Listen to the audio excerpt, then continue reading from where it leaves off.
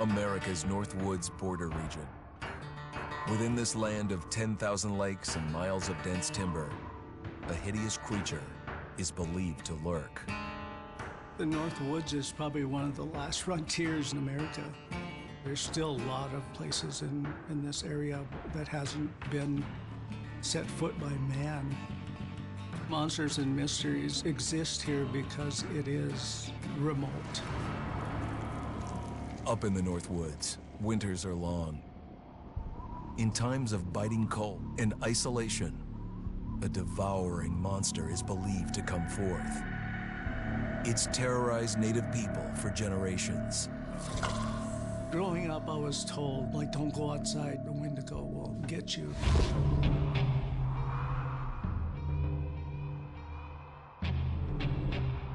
Among the traditions of the northern Algonquin tribes is the Wendigo, a monster that can seize hold of a person to carry out its hunger for human flesh.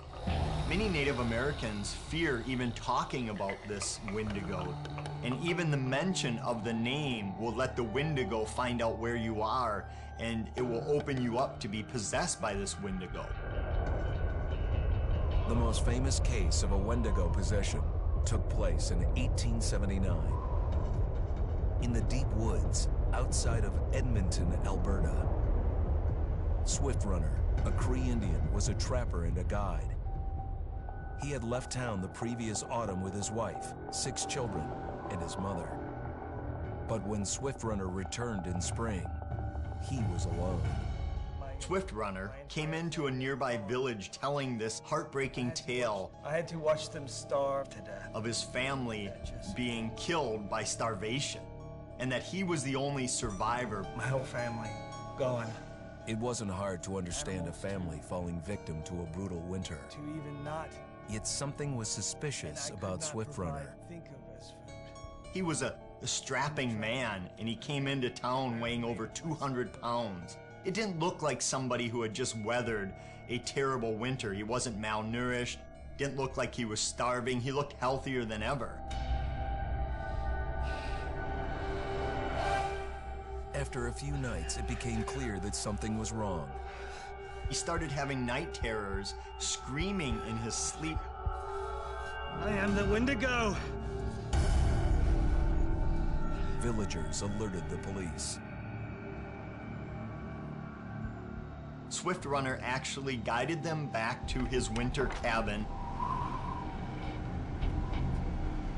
When they got there, that's when they saw the true horror.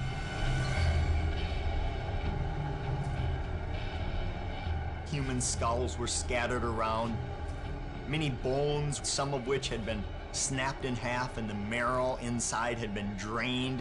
They had never seen anything like it. Swift Runner had killed his entire family, shooting them, hitting them with an axe, strangling, and then eating most of their bodies.